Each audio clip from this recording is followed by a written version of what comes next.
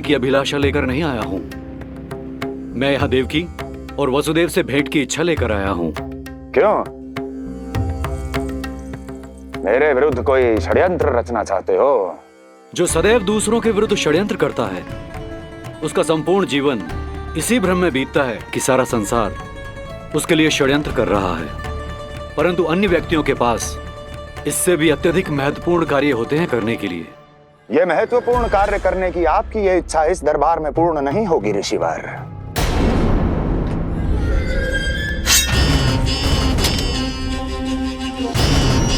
मैं आपको उन दोनों से भेंट करने की आज्ञा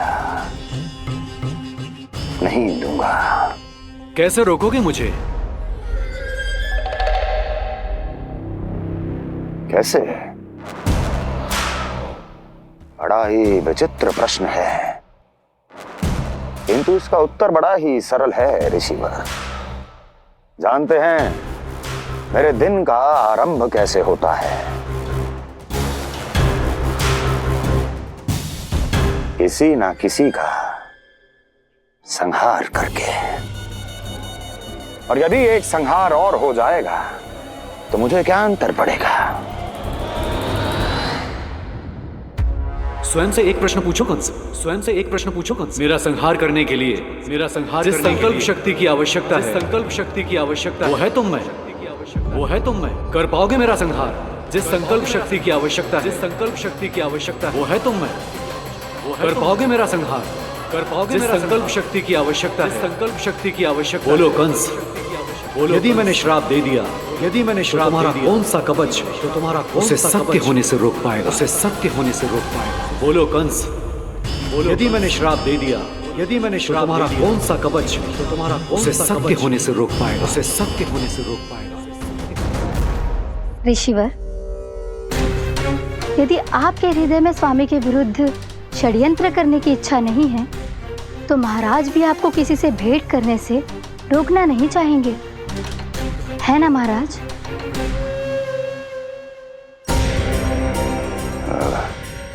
हाँ, आप उन दोनों से भेंट कर सकते हैं।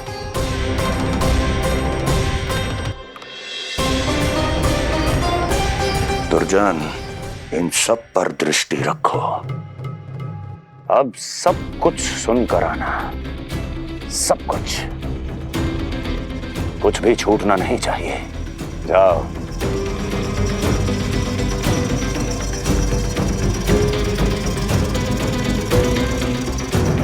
लगता है प्राप्ति राजकार्य सीख रही है मुझसे।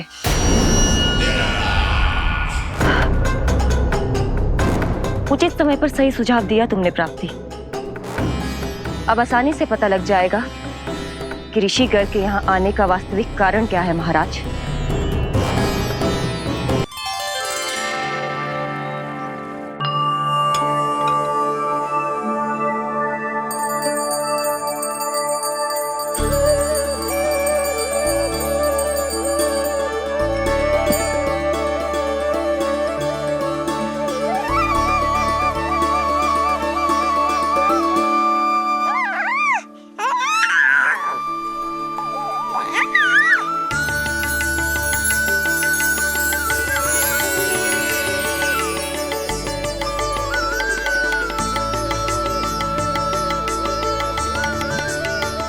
स्वयं नारायण मेरे घर में है तो ये फूल उनके चरणों में क्यों चढ़ा रहा हूं? तैयार होगा मेरा लल्ला। किंतु बुरी दृष्टि वाला टीका लगाना तो भूल ही गई तेरी मैया।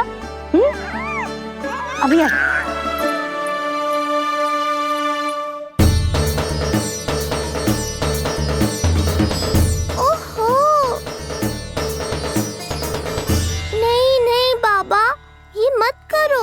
मैया आ रही है, उन्हें पता चल जाएगा।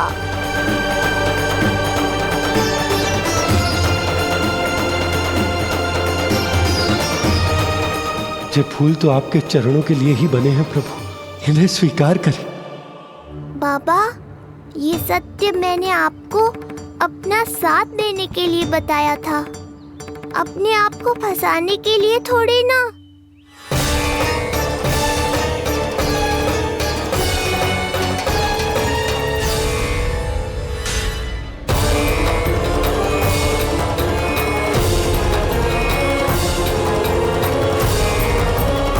नारायण नारायण। प्रणाम पंडित जी। नंदराज जी, रानी जी, बिटिया के पांव भारी थे ना, तो उसे लिवाने समधियाने चला गया था। वहां कुछ अधिक ही समय लग गए। आज वापस आया तो पता चलो कि स्वयं गर्ग ऋषि ने लल्ला का नाम रखो है, सो मिलने चला है। क्या नाम मिलो है इसे?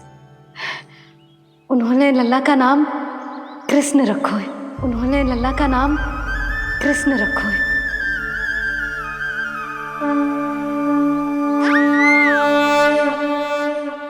कृष्ण। आहा, उत्तम, अति उत्तम, बहुत मधुर नाम है। ऐसा लग तो है जैसे आप स्वयं श्री नारायण का नाम ले रहे हैं।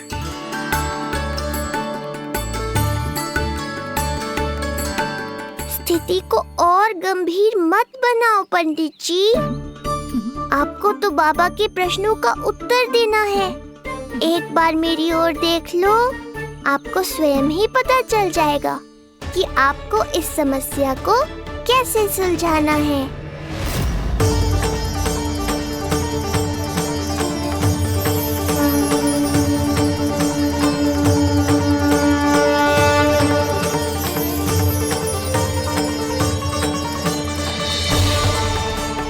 पंडित जी मेरे लल्ला को टकटकी बांध के देखे क्यों जा रहे हैं?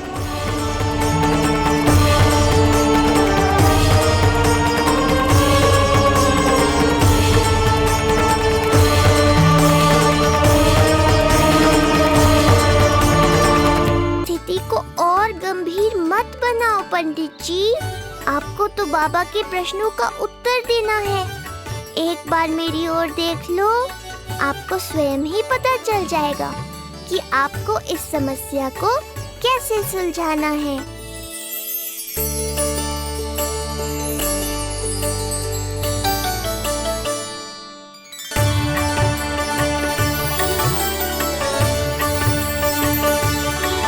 क्या हुआ पंडित जी?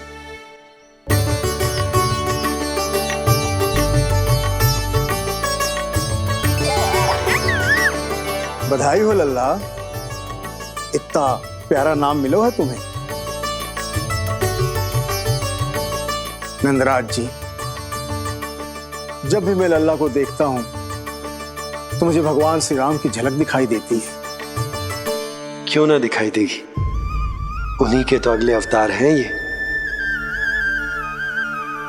कभी कभी तो मन में विचार आता है कि एक वो भी समय था जब भगवान इस धरती पर अवतार लेते थे और हम मानव के बीच में घूमते फिरते खाते पीते थे और अपनी लीला दिखाते थे। मुझे तो लगता है पंडित जी कि कितने भाग्यवान थे महाराज जनक और महारानी सुनैना। उन्होंने माता सीता को जन्म न दियो और महारानी कैकई जिन्होंने प्रभु राम को जन्म न दियो, फिर भी उनके पालन पोषण का सौभाग्य प्राप्त हुआ उन्हें। कल्पना करो पंडित जी, कितने पुण्य अर्जित किए होंगे उन्होंने पिछले जन्म में। कितनी तपस्या की होगी कि जिनकी गोद में सारा संसार है वो श्री नारायण और माता लक्ष्मी उनकी गोद में खेले।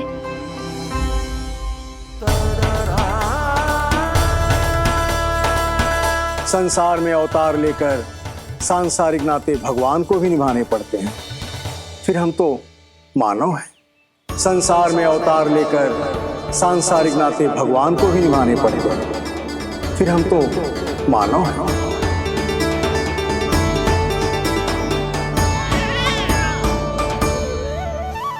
जो हो रहा है और जो भी होता है सब उनकी ही इच्छा से होता है नंदराज, इसलिए आगे का मार्ग भी वही दिखाएंगे। तो आपने मुझे मेरे प्रश्नों के उत्तर दिला ही दिए।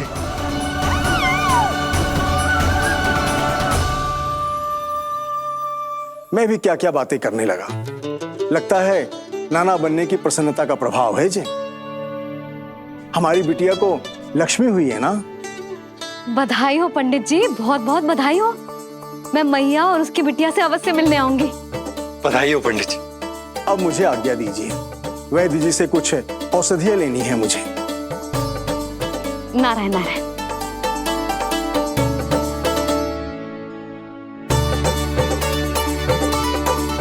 चल लल्ला आज।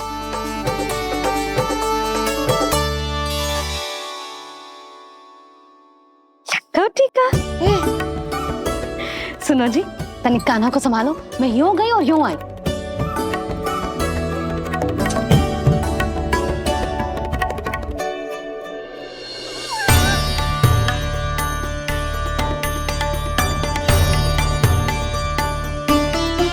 क्या हुआ?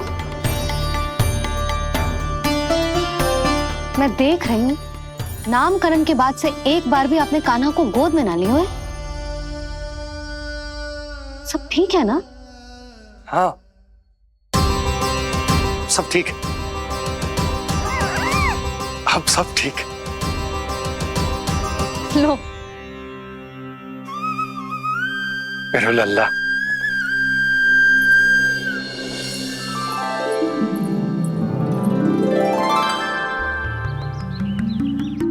आपका बहुत बहुत धन्यवाद ऋषिवर। यादवों का कुलगुरु होने के नाते ये तो मेरा कर्तव्य था पुत्री।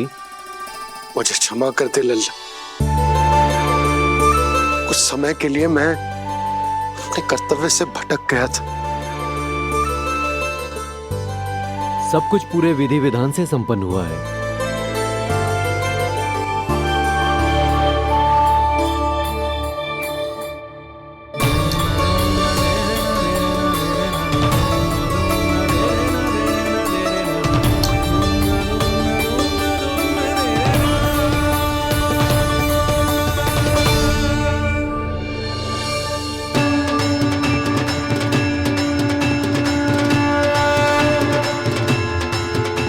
जो नाम मैंने दिया है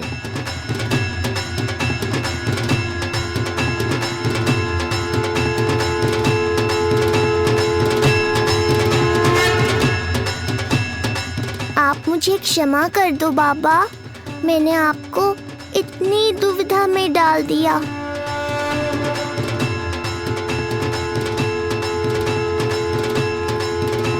और इस तरह नंद को सब कुछ पता चल गया।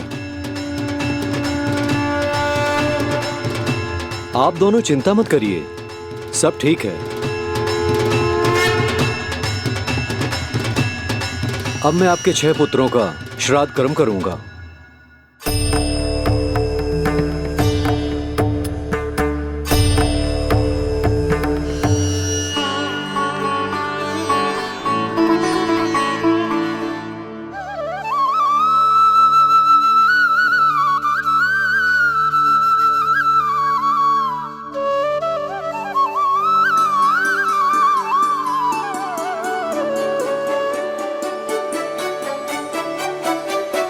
कान्हा,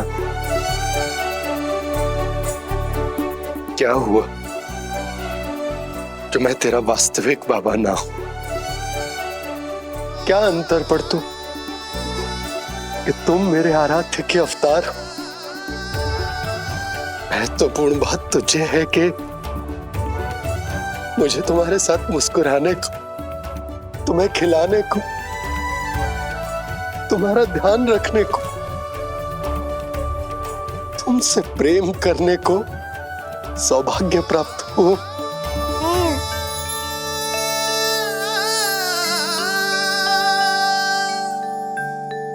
बाबा, सत्य जानने के बाद अब आपको केवल प्रेम ही नहीं करना है, मुझे डांटना भी है जब मुझसे कोई भूल हो जाए या मैं कोई शरारत करूं। तुमने मुझसे कुछ कही कान्हा, पर ये सब जानने के बाद तुम्हें कैसे डांट सकता हूं? बताओ ना कि कैसे मैं तुम्हें ये कहूं? वो सब आप मुझ पर छोड़ दो बाबा। शीघ्र ही जीवन की माया आपको अपने प्रभाव में ले लेगी और आप ये सब भूल जाओगे।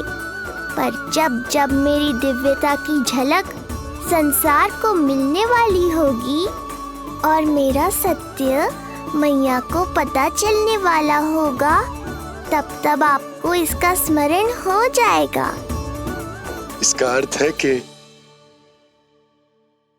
गुरुवर ने सही कहा था। श्री हरि की आंखों में भी आंसू आ गए थे। ममता के लिए तरसने लगे थे वो। इसीलिए उनके इस अवतार का मुख्य उद्देश्य है माँ की ममता का अनुभव करना। जो सत्य है कि इस अवतार का मुख्य उद्देश्य माँ की ममता का अनुभव करना। वो तो है बाबा, पर उसके साथ साथ आपका प्रेम पाना भी है। जानते हो, किसी संकट की स्थिति में आपको सब कुछ स्मरण क्यों आएगा?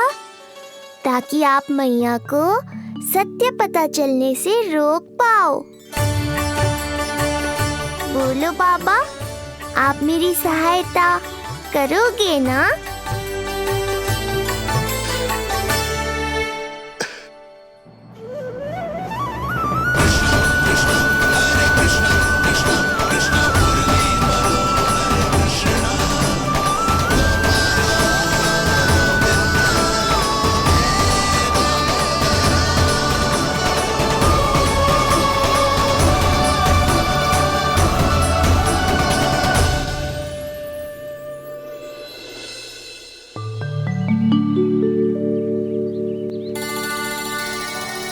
अब तो मेरा कान्हा बैठना सीख गया।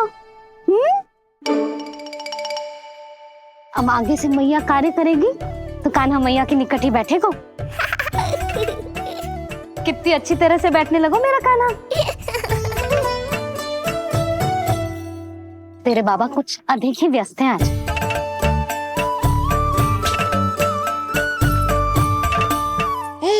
और अब आप भी व्यस्त हो गई, तो मेरे साथ खेलेगा कौन?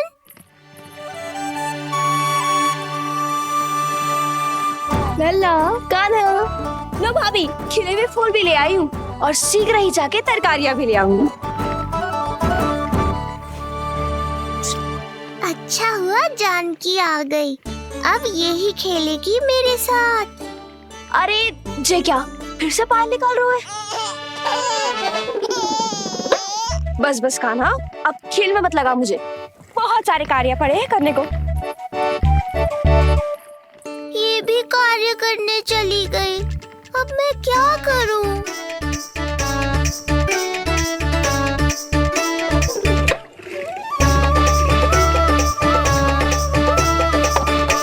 सब व्यस्त है, मेरे लिए किसी के पास समय ही नहीं है। लगता है इनका ध्यान बटाने के लिए अब मुझे कुछ करना ही होगा।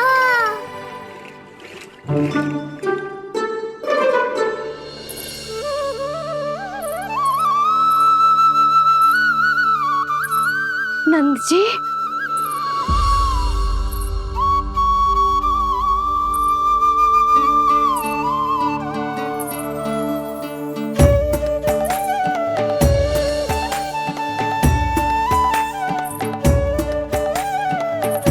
जानकी, देखो मेरा लल्ला पहली बार घुटने के बल पे चल रहा है।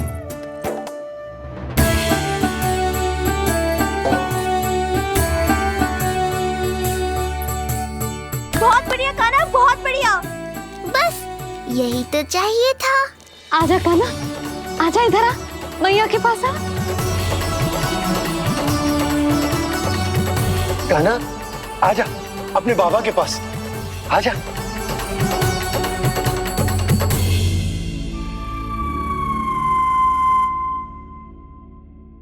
मैंने कहा था ना बाबा, शीघ्र ही आपको सांसारिक माया जकड़ लेगी और आप सब भूल जाओगे।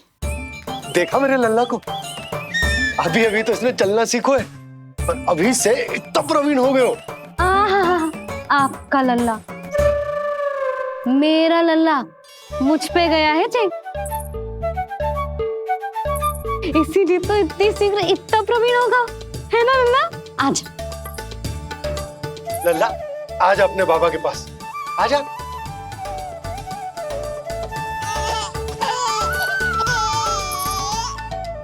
भ्रमित कर दियो आपने इसे।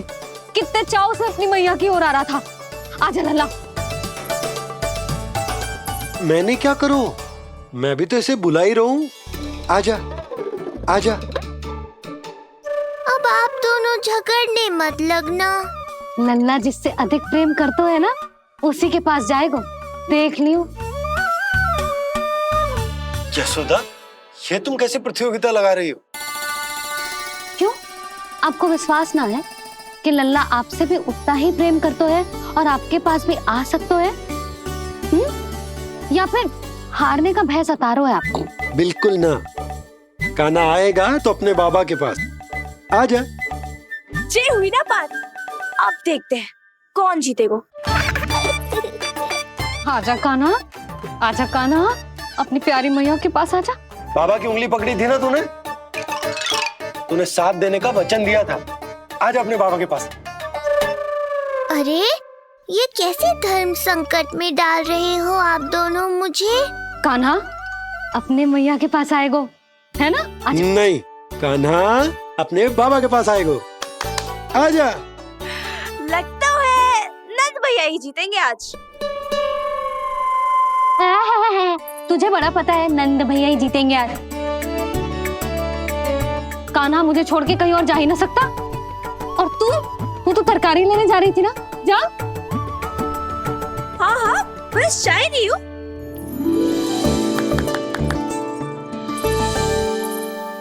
लल्ला देख, मेरे पास आएगो तो माखन मिलेगो, बहुत अच्छा माखन मिलेगो। आजा। कान्हा मेरे पास आएगो ना तो बहुत अधिक माखन मिलेगो। आजा आजा आजा।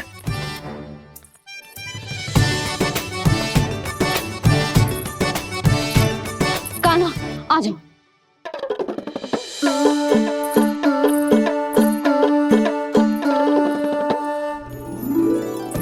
जानकी के पीछे जा रहा है। कहीं से जानकी से अधिक प्रेम तो ना होगा? ना लल्ला ना। क्यों रे लल्ला, जे करेगा तू मेरे साथ है? यशोदा, ये सब परिहास की बात, सबका कोई विशेष अर्थ ना है। कहीं ऐसा तो ना है क्योंकि मैं आजकल इस पर अधिक ध्यान न दे पा रही तो इसे जानकी से लगाव होगा है? क्योंकि सारा दिन तो मैं कुछ ना कुछ कार्य करती रहती हूँ। सुनो जी, इसे भ्रम तो ना होगा कि इसकी मैया है कौन? यशोदा, ऐसा कभी हो सकता है क्या? तुम कुछ अधिक ही सोच रही हो। वही तो, किसी संतान को अपनी मैया के बारे में भ्रम हो ही नहीं सकता। ना, जे आपके पीछे भी चला जाता ना तो ठीक था, किंतु जे तो जानकी के पीछे चला गया।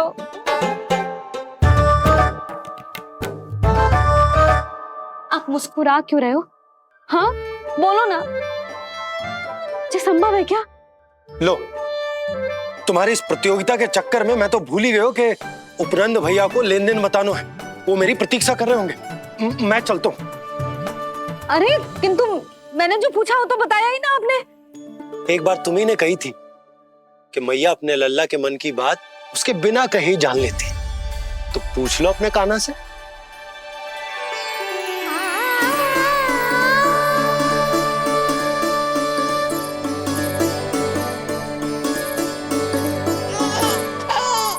कान्हा तो बाबा चल।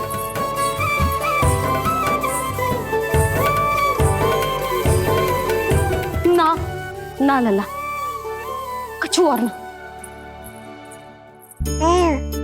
बाबा से प्रेम है, जानकी से प्रेम है, बस अपनी मैया से ना है ना। अरे मैया, ऐसी बात थोड़ी ना है। 9 माह तक पेट में कौन पालती है? मैया। दूध कौन पिलाती है? मैया। देखभाल कौन करती है? मैया। बस उसी मैया से प्रेम ना है, से सभी से प्रेम है तुझे। तो ठीक है फिर, अब बात भी उन्हीं से करियो।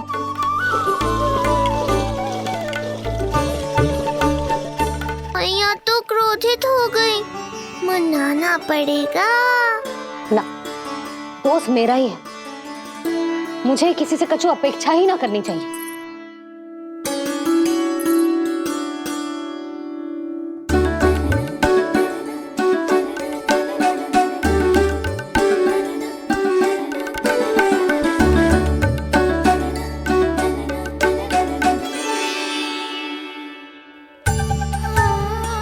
आहा, अब स्वयं को प्रेम चाहिए तो चापलूसी कर रहे हो?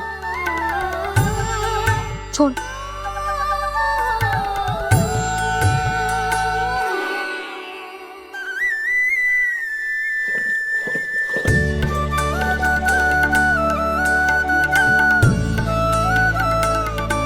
ना, अब बिल्कुल ना आऊंगी तेरे झांसे में। तू और तेरे बाबा दोनों एक समान हैं। पहले क्रोधित करेंगे, फिर मनाने चले आएंगे। जब मैंने तुझे बुलाया था तो जानकी और बाबा की ओर चला गया। अब क्यों आ रहा है मेरे पास? जा, उन्हीं के पास जा।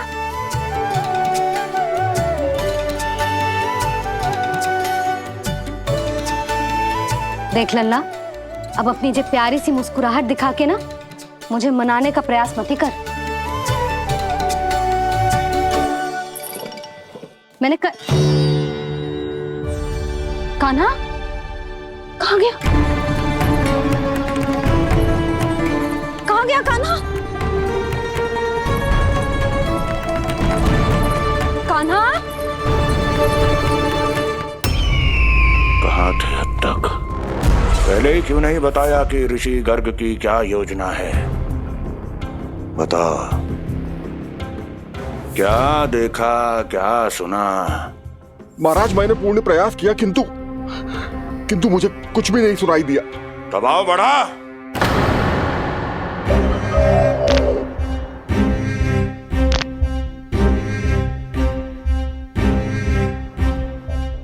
अब ये सुना या ये भी सुनाई नहीं दिया? महाराज, मुझे क्षमा करें महाराज, मैंने सुनने की बहुत चेष्टा की किंतु मुझे कुछ भी नहीं सुनाई दिया। महाराज, मेरा विश्वास करें। ये अर्थनाद सुनाई दिया या ये भी नहीं? महाराज, मुझे क्षमा करें महाराज।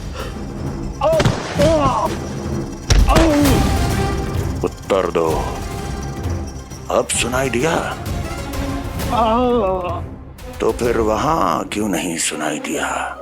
मुझे क्षमा करें महाराज, आरंभ से अंत तक मैं वही था किंतु मैं कुछ भी नहीं सुन पाया महाराज, क्योंकि कारण नहीं, परिणाम चाहिए मुझे। परिणाम। लल्ला,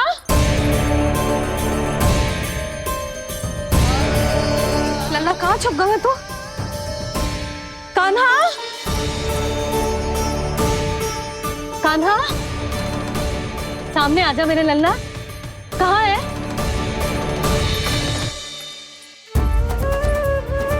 कान्हा, सामने आजा लल्ला। अब मैया कभी ना रूठेगी तुझसे। कान्हा, कान्हा, लल्ला, लल्ला,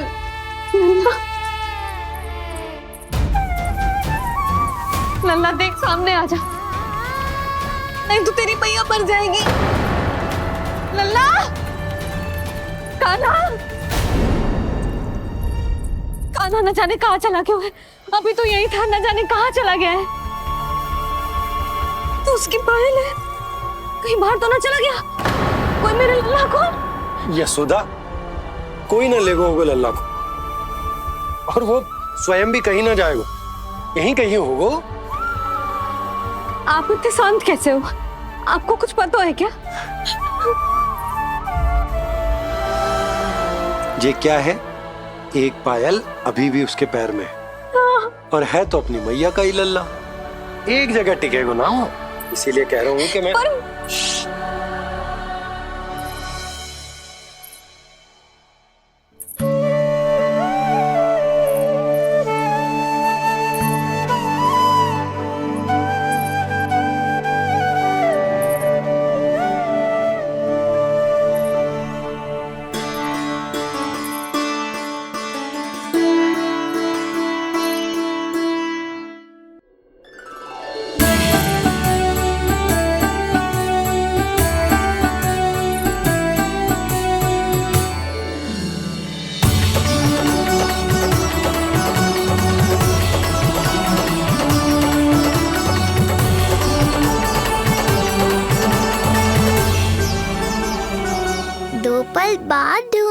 अरे मैया बाबा, माखन तो चख पाता मैं।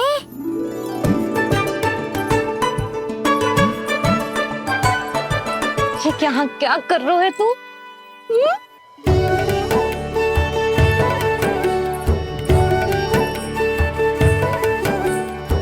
आज ही घुटने के बल चलना सीखो है और आज ही अपनी मैया को दौड़ा दियो तूने।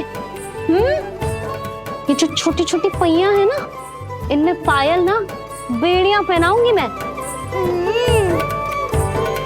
कही थी ना मैंने, तुम व्यर्थ ही घबरा रही हो, और इतना घबरा गई कि घबरा के आकाश सर पे उठा लियो।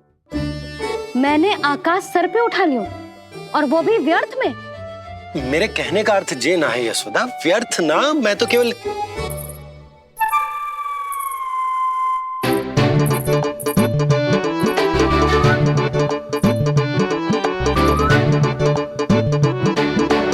इसका अर्थ ये है कि कान्हा जानकी के पीछे ना जा रहा था। जब आप भी बाहर जा रहे थे तो जे आपका पीछा ना कर रहा था। इसे तो बस बाहर जानो है। क्या चल रहा है? हाँ, चल चल अंदर चल। बाहर जानो है? अभी अभी घुटने के बल चलना सीखो है और अभी से बाहर जाना है? असंभव। क्यों? क्यों का क्या मतलब? इतने छोटे से बालक को कोई बाहर ले जाता है क्या? हाँ यशोदा, यदि ये बाहर ना जाएगो तो संसार के बारे में समझेगो कैसे? सुनो, इसका निष्क्रमण संस्कार भी आज ही करा देते, सीधा इसे मंदिर लेकर जाते। ना ना, इतनी शीघ्रता की कोई आवश्यकता ना है। जे देखो देखो बाहर कितनी धूप है। धूप कहाँ है यशोदा? बादल हैं बाहर तो। हाँ तो वर्षा हो गई तो मेरा कान्हा भीग जाएगा, उसका स्वास्थ्य बिगड़ जाएगा ना। बहाने क्यों बना रही हो यशोदा? तुम भी जानती हो कि ये वर्षा वाले बादल ना है, और कब तक इसे भीतर रखोगी? तुम भी इसके साथ वही कर रही हो जो रोहिणी भाभी ने इसके बलदाऊ के साथ किया। मैया मान जाओ ना। और उस दिन तो तुम रोहिणी भाभी को इतना अच्छे से समझा रही थी, आज तुम्हें क्या होगा? अभी तो इसने घुटने के बल चलना सीखो है यशोदा।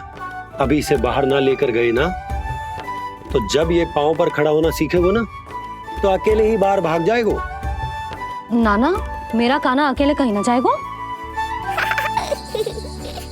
यशोदा, तो फिर अभी इसे ले जाने दो और गोकुल घुमाने दो।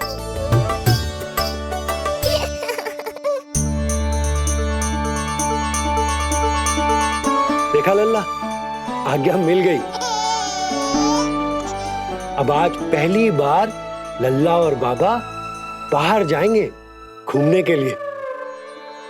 चल, आज बाबा और लल्ला पहली बार बाहर जाएंगे। हाँ, चलो।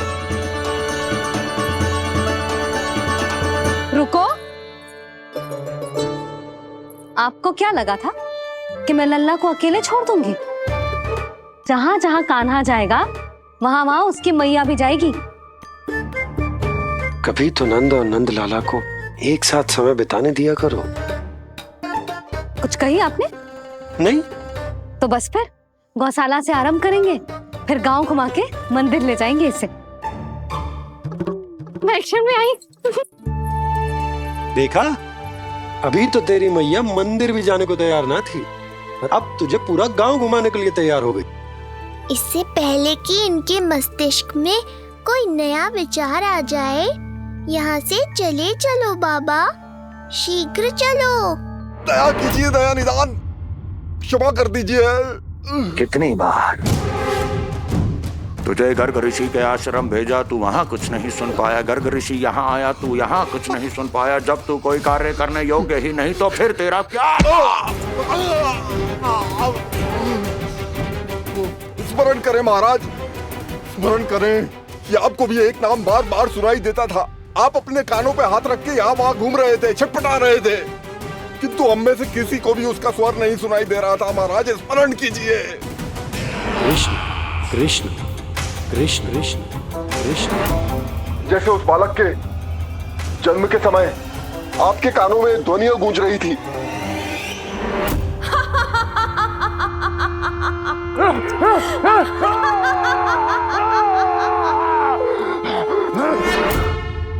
लेकिन हमें वो नहीं सुनाई दिया। ठीक उसी तरह महाराज उस समय मेरे कानों में भी एक शंखनाद गूंज रहा था, और उसकी ध्वनि ने मुझे कुछ भी नहीं सुनने दिया।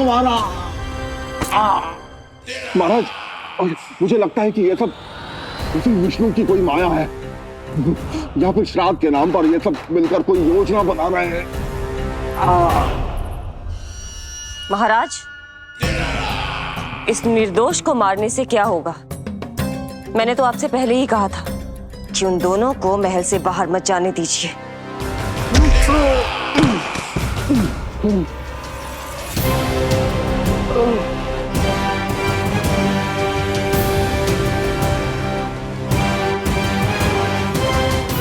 सही कह रही हो तुम। इसको मार के क्या होगा?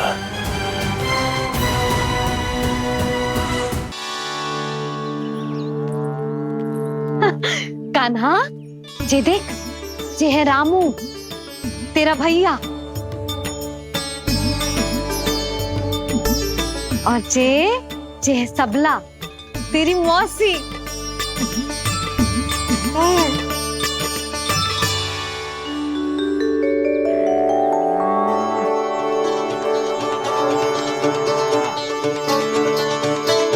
देखो जी, कान्हा को देख के सबला की भी ममता उमड़ आई।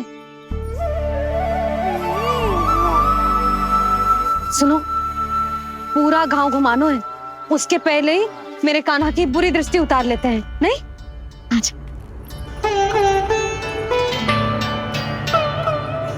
हे गौ माता, आज तुम्हारा भतीजा पहली बार घर से बाहर निकल रहा है, इसे सबकी बुरी दृष्टि से बचाइयो।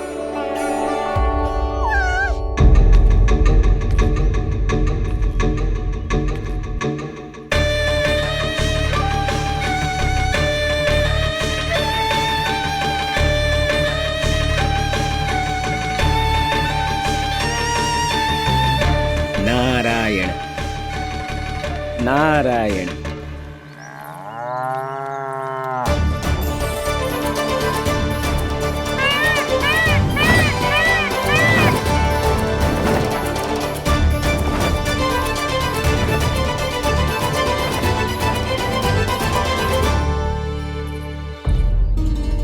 देखा प्रभु, लोग आपके चपलासुर का कितना सम्मान करते हैं, पर आपके दरबार में मुझे आपका चापलूस कह के ही पुकारते हैं प्रभु कंस।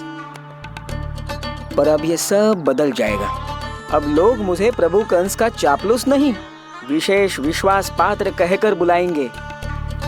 ये नया सिंहासन उसके लिए है जो मेरा विश्वास पात्र बनेगा, मेरे दाहिने हाथ की तरह। इसीलिए तो यहाँ आया हूं मैं, ये देखने कि प्रभु कंस का कार्य करने के लिए सब लोग इतना हिचक क्यों रहे हैं। ऐसा क्या है उस बालक में?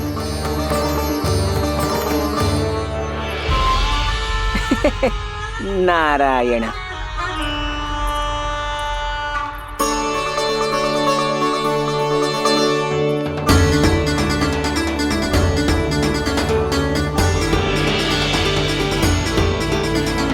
नन्ना, जे देख, जे है तेरी प्रभावती मौसी का घर।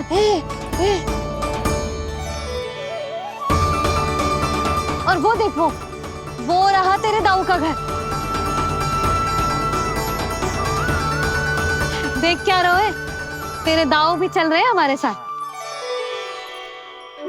ये वही है क्या जो चपलासुर से विशेष विश्वास पात्र श्री चपलासुर जी बनने तक की यात्रा में मेरी सहायता करेगा? ताऊ, ताऊ देखो, कान्हा आयो है। कान्हा,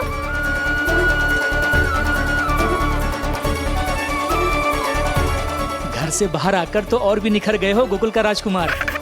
हाँ, अपना पहला गांव दर्शन में बड़ा आनंद ले रहा हूँ लल्ला। सच्ची कहीं भोला भाई, आज कछु अधिक ही प्यारा लग रही है जे। जी क्या भीड़ लगा रखी है तुम सबने? हाँ जी मेरा लल्ला है, कोई दिखावट की वस्तु थोड़ी ना है। सब घेर के खड़े हो गए। यशोदा जी देखो, रोहिणी जीजी भी आ गई। चलो सब सीधे मंदिर चलते हैं। हाँ चल। ताऊ, बड़े होने के नाते आपको मुझे घुमाना चाहिए, पर ध्यान रखना आज आपको मैं ले जा रहा हूँ मंदिर।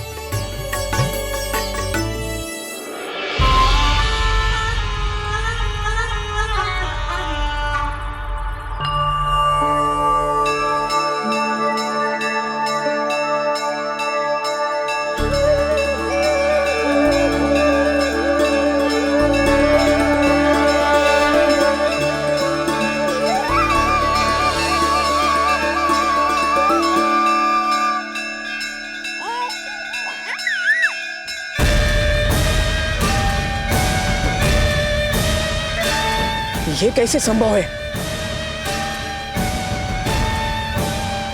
ये अवश्य वायु के वेग से ही बच रही होंगी। प्रणाम। आशीर्वाद। आयुष्मान भव।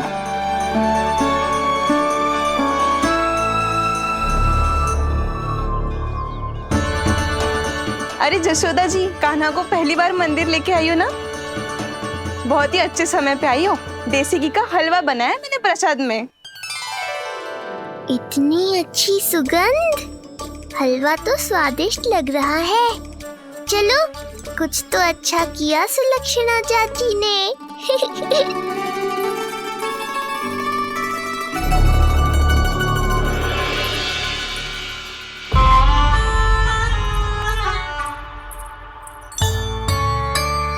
ओह, मेरे लिए इतना बड़ा भाग। पता नहीं था कि इनका हृदय इतना बड़ा है। सबको प्रसाद दे दियो, अब स्वयं भी तो खाना चाहिए। अरे चाची, पहले मुझे तो खिला देती।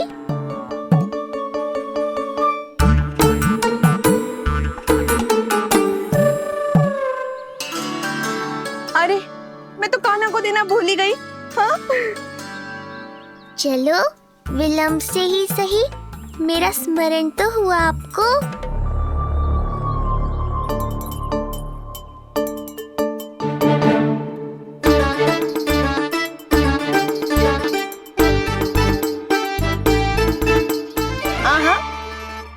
अभी नहीं खाना, तनिक बड़ा हो जाना, फिर खाना जितनी इच्छा हो। हाँ हाँ, हंस लो चाची। आपने नहीं दिया तो क्या हुआ, मेरे बाबा अवश्य देंगे, देख लेना। बाबा, मुझे क्यों नहीं खिलाया आपने? दाऊ, मैं आपको घुमाने लाया, कम से कम आपको तो अपने छोटे भाई का स्मरण रखना चाहिए। मेरी मैया मुझे अवश्य खिलाएंगी। देखो जी, इसका भी मन कर रहा है खाने का। मैया है ना, तेरी मैया ने अपने कान्हा के लिए पहले से ही बचा लिया था। ठहरिए रानी जी। पहली बार कुछ खाने को मिल रहा था पंडित जी, रोक क्यों दिया? अभी बालक का अन्नप्राशन नहीं हुआ है। हाँ यशोदा, सदानंद जी सही कह रहे। दूध मुहे बालक को ठोस अन्न अन्नप्राशन के पश्चात ही खिलाना चाहिए।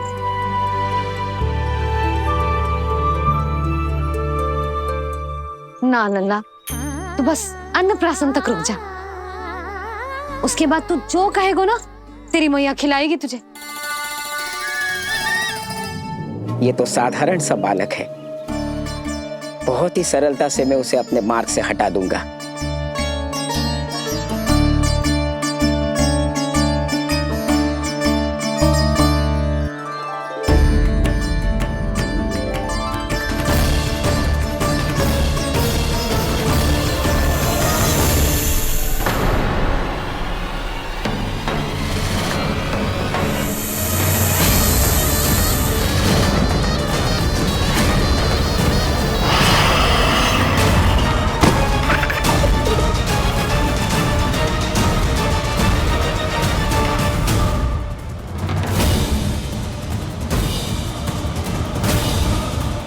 गया था? मेरे दाऊ शेषनाग के अवतार हैं चपलासुर। इनके रहते तुम मुझे हानि पहुंचाने का विचार भी मन में लाओगे तो ऐसा ही होगा तुम्हारे साथ।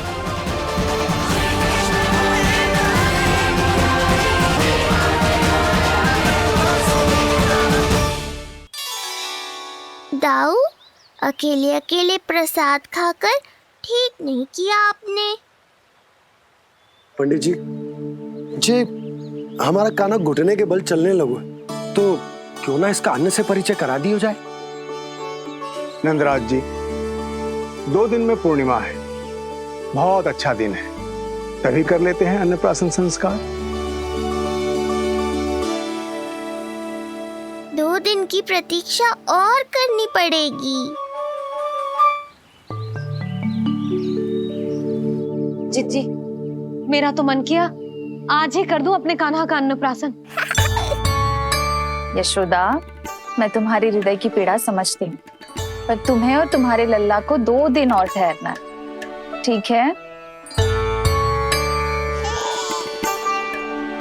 अरे अरे अरे, बस भर गया।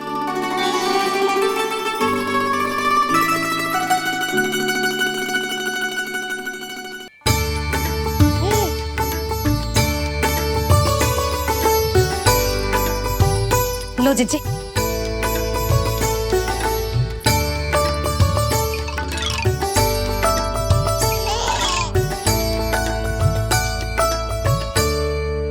प्रसाद नहीं मिला तो माखन तो है।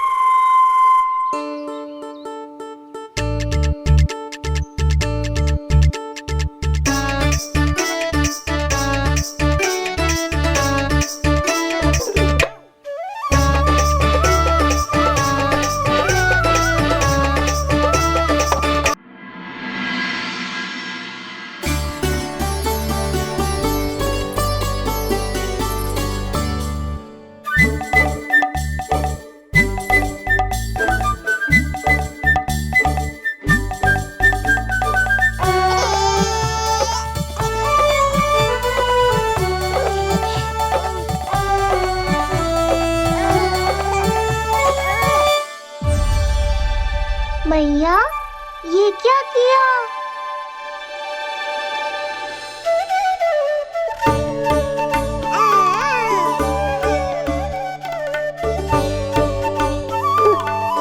लगता है इसे माखन से अधिक ही प्रेम हो गया है।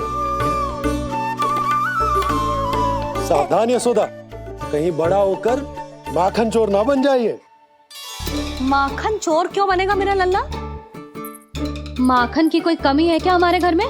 जितना माखन चाहिए उतना माखन खिलाऊंगी मैं अपने लल्ला को। पर मैया, अभी तो थोड़ा सा भी नहीं चखा रही हो। ये ले। लो, ये भी दाऊ को दे दिया। सुबह तो बोल रही थी कि मैं आपको प्रेम नहीं करता, उल्टा आप अपना सारा प्रेम बलदाऊ पर लुटा रही हो।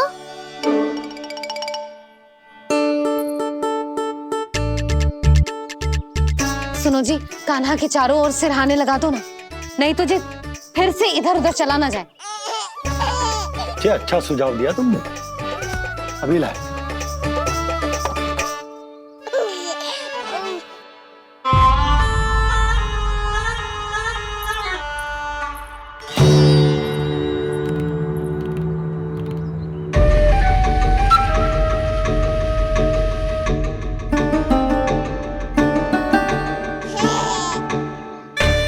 इस बालक का वध करके जब मैं मथुरा वापस लौटूंगा तो प्रभु कंस मुझे अपना विशेष विश्वास पात्र तो बनाएंगे ही, पर क्या पता प्रधानमंत्री भी बना दे।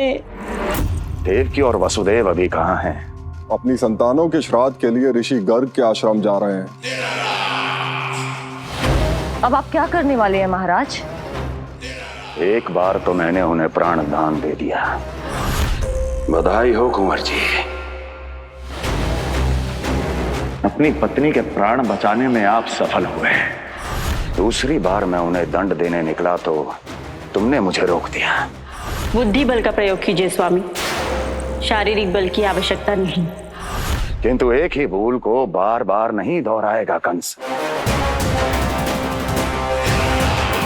मथुरा नरेश कंस के इस महल से वसुदेव और देवकी जीवित बाहर नहीं निकलेंगे, केवल उनके शव। कंस मामा, आप उनको छू भी नहीं सकते।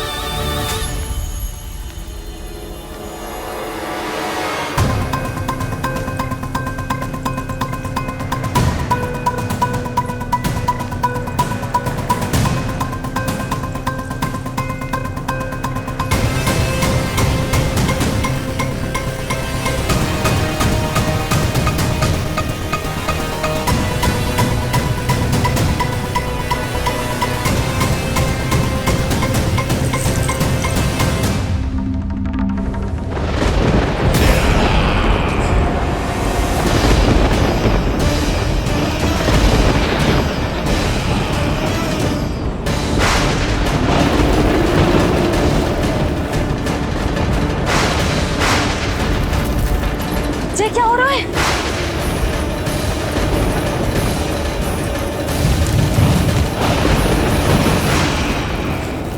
ये क्या हो रहा है?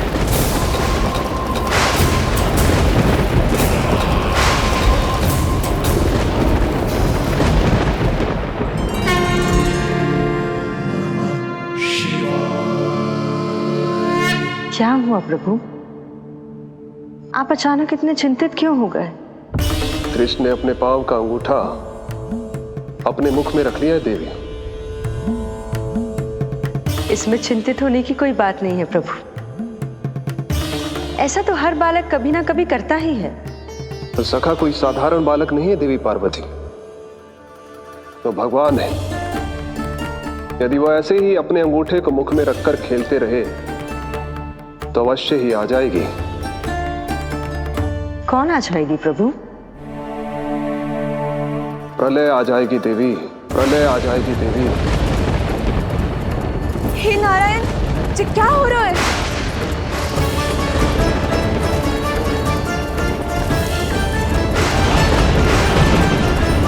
जी ऐसे लग रहा है जैसे दिन में ही रात्रि के समान अंधेरा छा गया हो। लगता है बहुत बड़ी आंधी आने वाली है।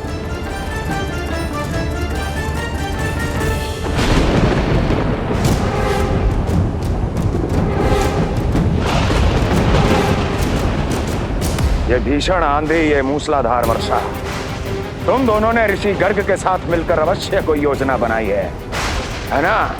बोलो बोलो, क्या है वो योजना? बोलो।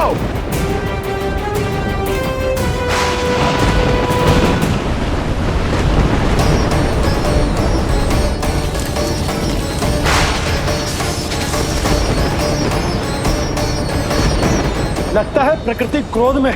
मैं जाकर गौशाला संभालता हूँ, कहीं कोई हानि ना हो जाए। तुम बालकों को भीतर ले जाओ।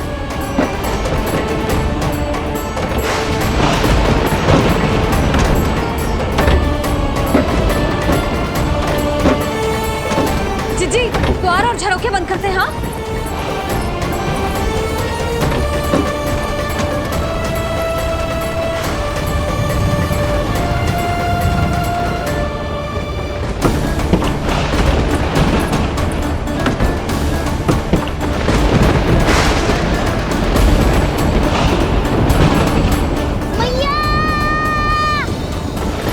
लल्ला, चल अंदर चल के खेल।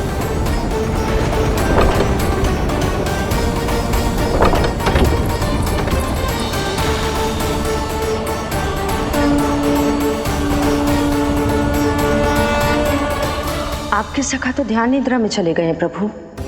इनके ये अंगूठा चूसने की सामान्य सी क्रिया का कितना घातक प्रभाव पड़ रहा है, इन्हें तो पता भी नहीं है। चाहे जानबूझकर की जाए या अनजाने में हो, सखा की हर लीला के पीछे कोई ना कोई उद्देश्य अवश्य छिपा होता है। पर ऐसा लगता है देवी, जैसे उनकी इस लीला के पीछे एक नहीं अनेक उद्देश्य छिपे हैं।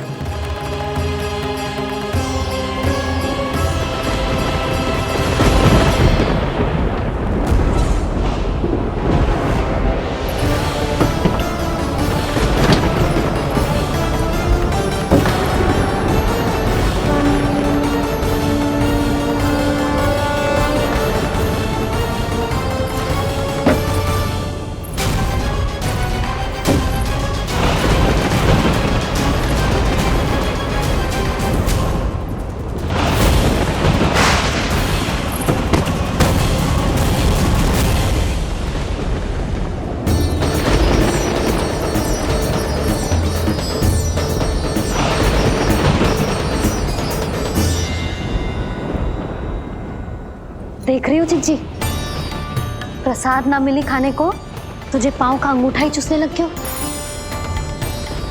कान्हा, ये क्या कर रहे है?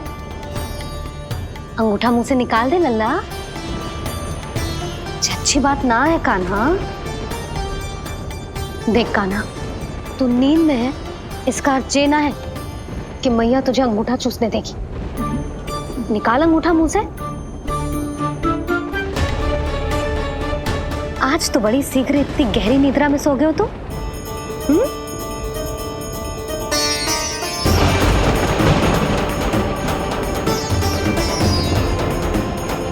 देख रही हो ना जीजी, अंगूठा मुंह से निकालने को तैयार ही ना जी।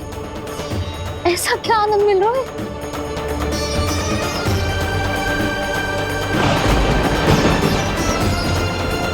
अधिक बल भी ना लगा सकती, अत्यधिक नींद में है, कहीं इसकी आंख ना खुल जाए। रानी भाभी, लगता है तीव्र वर्षा होने वाली है। मैं और भोला भैया के साथ अगले निकल रहे हैं। हो सकता है उन्हें हमारी आवश्यकता हो। हाँ हाँ, चलो बोला। चिच्ची, तीव्र वर्षा आरंभ होने से पहले आप और बरदाऊ निकल जाओ। ठीक है, किंतु तुम भी सतर्क रहना। हाँ, आप भी ध्यान से जाओ।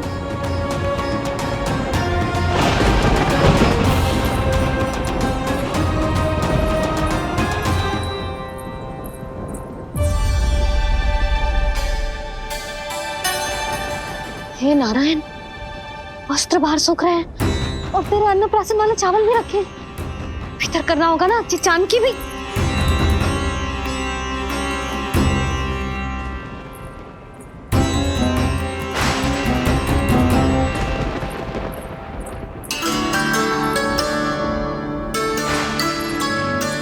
लल्ला, वैसे जी बहुत बुरी बात है। अंगूठा मुंह से बाहर निकाल। केवल 2 दिवस में तेरा अन्नप्राशन है, फिर सब खाइयो। तनिक धैर्य रख। गुड़ तुम। प्रभु, स्वयं कृष्ण की मैया इनका अंगूठा नहीं निकाल पाई, तो अब और कौन निकालेगा? कैसे रुकेगी ये प्रलय? इसका एक ही अर्थ है देवी, अभी लीला समाप्त होने का समय नहीं हुआ। अभी तो कहना तो ये चाहिए कि लीला अभी पूरी तरह से आरंभ ही नहीं हुई है।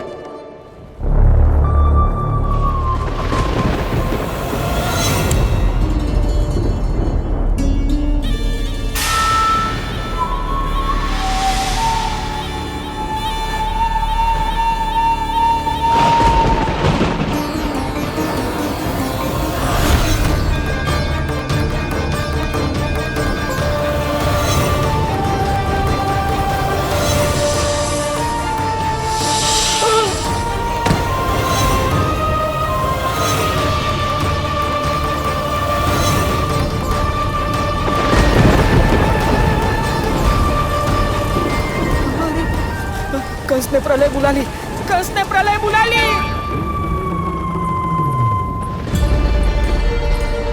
हे नारायण, जे वर्षा तो रुकने वाली ना है। जे गुड़ और गेहूं भीतर रख देती हूँ।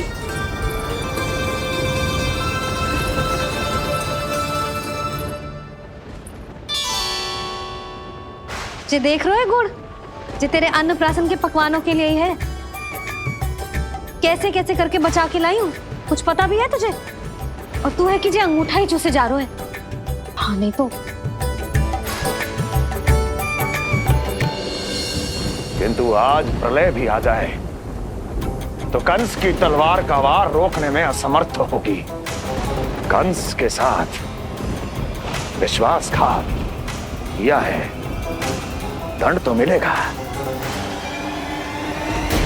महाराज, वायुमंडल में अचानक आए इस परिवर्तन का हमसे कोई लेना देना नहीं है। हम तो बस अपनी संतानों के श्राद्ध के लिए जा रहे थे। मूर्ख हूं मैं, मूर्ख हूं मैं। कंस एक मूर्ख है, मूर्ख हूं मैं। अब अच्छी तरह जानता हूं मैं, श्राद्ध केवल एक बहाना है। किंतु सत्य यह है कि तुम और वो ऋषि गर्ग मिलकर मेरे विरुद्ध एक षड्यंत्र रच रहे हो, और ये तुम्हारी योजना है। भैया, ये आप क्या कह रहे हैं? कैसा षड्यंत्र, कैसी योजना? हम तो केवल श्राद्ध के लिए गए थे। बहुत अवसर दिए मैंने तुम दोनों को, किंतु तुमने बार बार बार बार बार बार मुझे मूर्ख बनाया। इसलिए अब मैं अवसर दूंगा अपनी इस तलवार को।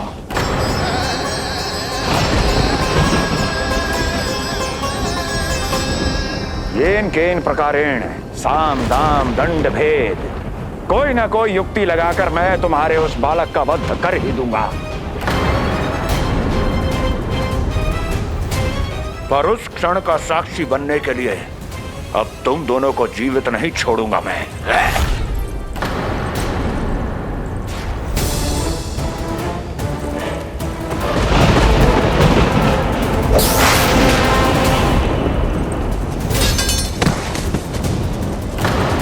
स्वामी,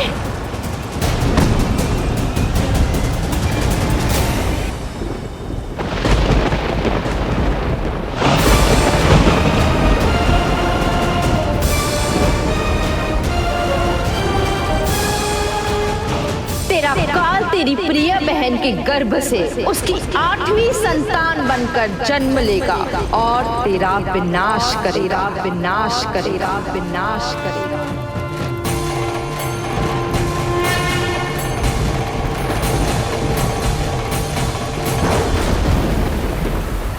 प्रलय आने वाली है, प्रलय आने वाली है, प्रलय आने वाली है।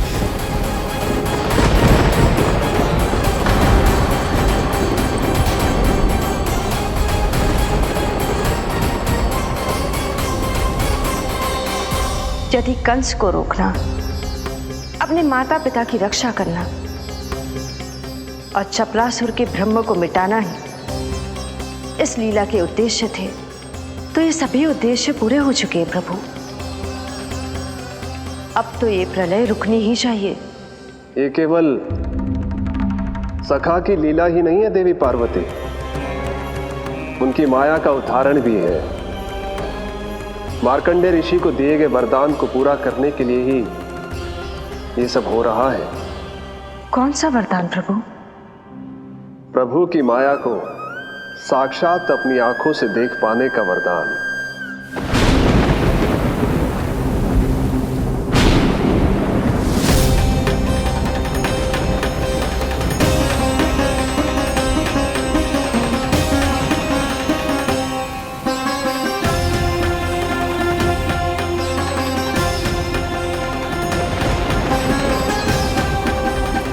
हे नारायण, क्या ये प्रलय है?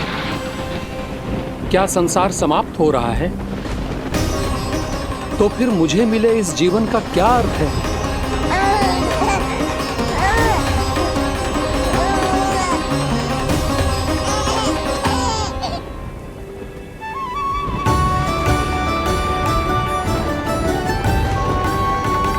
ये बालक यहां कहां से आया?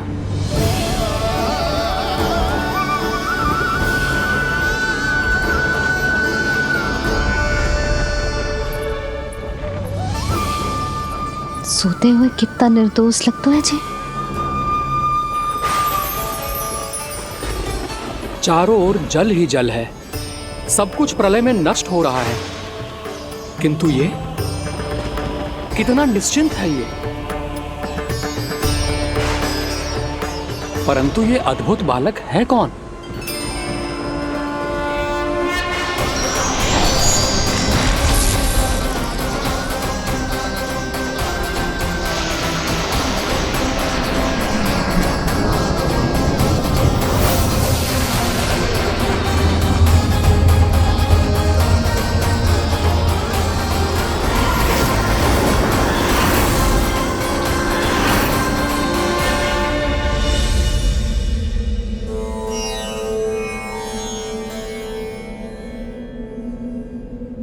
जिन घने काले बादलों ने आकाश को घेरा हुआ था, कहां गए वो? यहां तो प्रलय का कोई चिन्ह ही नहीं है।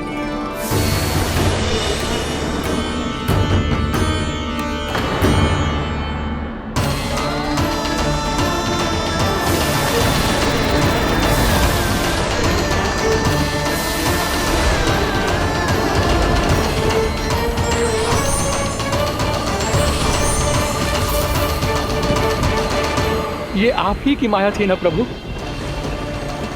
मुझे इसका साक्षी बनाने के लिए आपका बहुत बहुत धन्यवाद। परंतु इसका अर्थ क्या है प्रभु?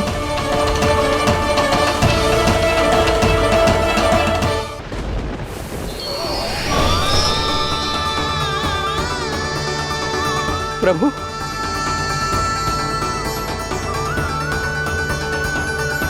इसका अर्थ ये है कि ये मानव संसार वट वृक्ष पर स्थित है और मानवों का जीवन काल वट वृक्ष के पत्ते पर विश्राम करती एक जल की बूंद के समान होता है।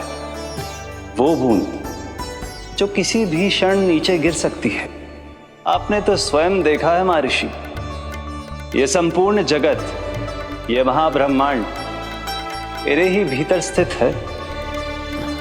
ये उदाहरण है इस बात का कि जो दिखता है उसके कई स्वरूप होते हैं। जो आज आप देख रहे हैं वो पहले भी हो चुका है और आगे भी होगा। सब कुछ एक माया है। प्रलय का होना, जीवन का होना, दुख, सुख, सब एक भ्रम है।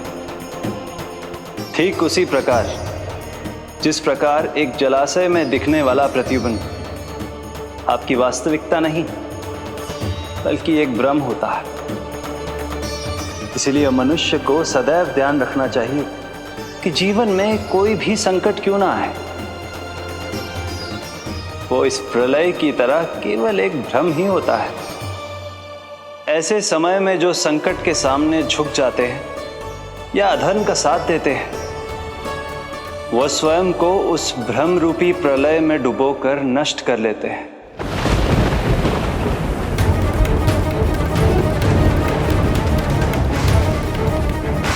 पर जो मेरी शरण में आकर संकटों का सामना करते हैं, वह स्वयं को कठिन से कठिन प्रलय से भी उभार लेते हैं।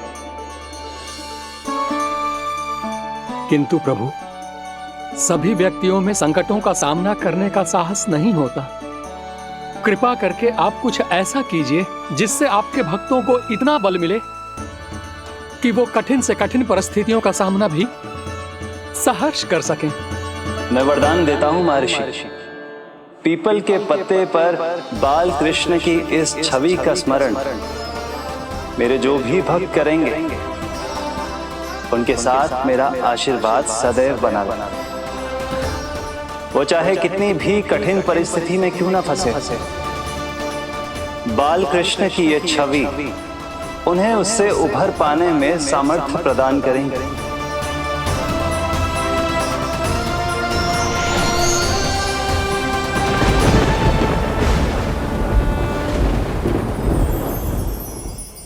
अद्भुत।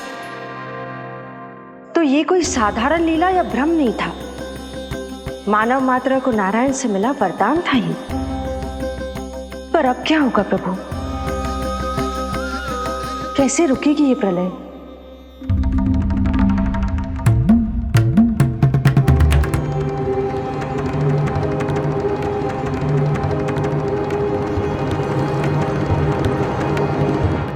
क्या सोच रहे हैं प्रभु?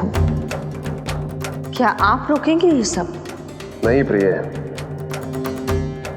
ये कृष्ण की माया है, वही इसे रोक सकते हैं। पर मैं अपने सखा से भेंट करने अवश्य जाऊंगा। पर पिछली बार की तरह बिना उपहार लिए नहीं।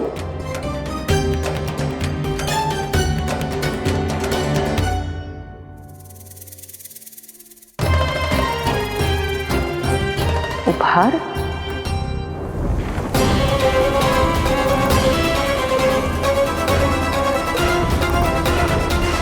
आप तो प्रलय का भी सामना करने के लिए तैयार थे ना भैया? अभी तो प्रलय भी नहीं आई और आपकी ये दशा हो गई। महाराज,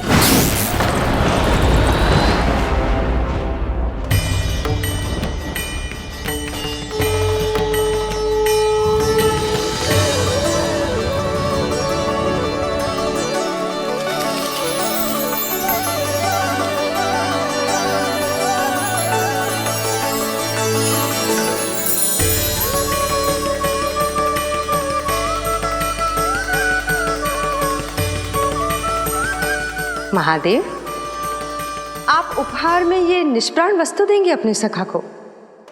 सही पहचाना देवी, पर उपहार देने से पहले इसे आकार दूंगा मैं, क्योंकि प्राण तो इसमें बाल कृष्ण ही भरेंगे।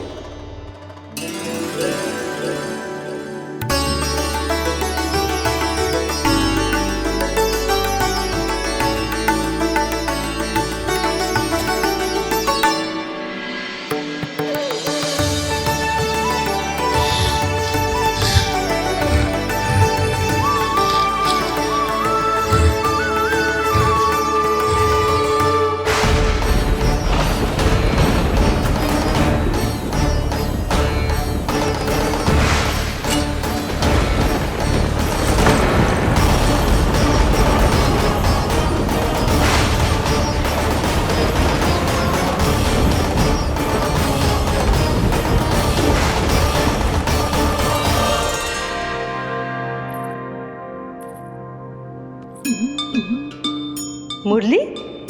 बस उन्हें मेरा उपहार अच्छा लगे। यदि यशोदा मैया ने आपको अपने सखा से मिलने से फिर से रोक दिया तो? इस बार चुपचाप छिपकर उनकी दृष्टि से बचकर जाऊंगा देवी पार्वती, उन्हें पता ही नहीं चलने दूंगा।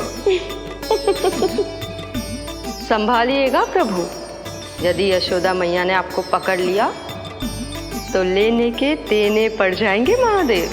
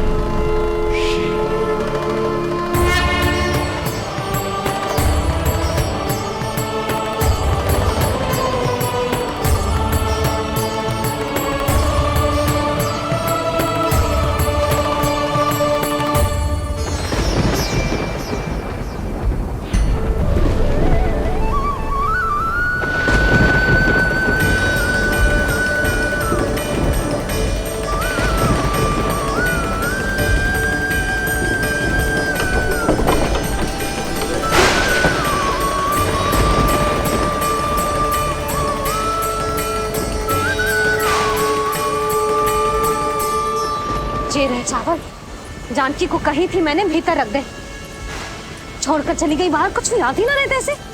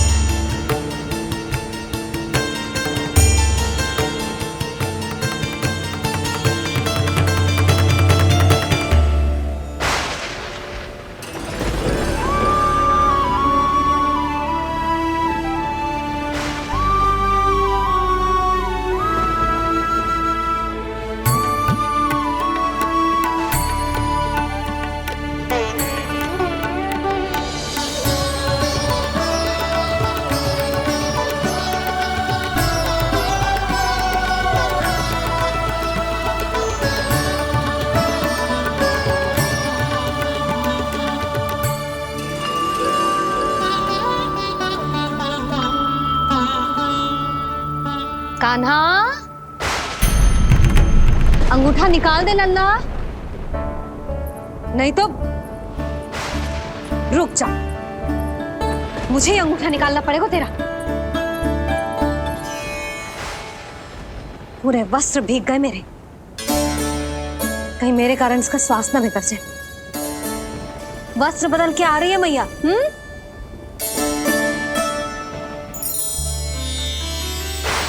आ रही हूं।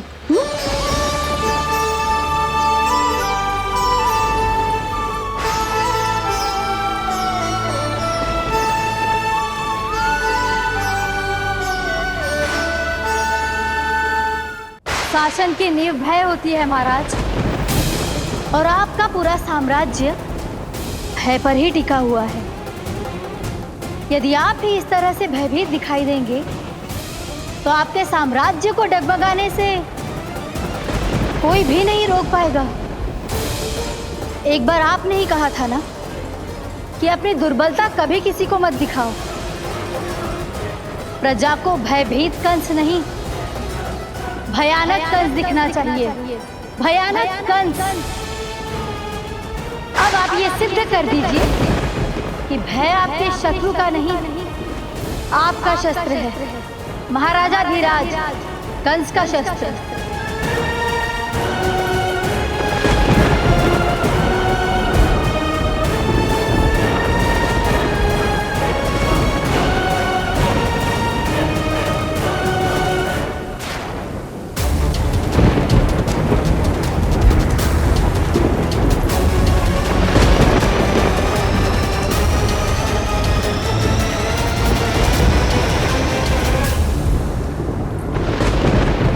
उससे क्या भयभीत होना जो स्वयं भयभीत हो, उससे क्या भयभीत होना जो स्वयं भयभीत हो। सखा, इस माया को विराम देने का समय आ गया है।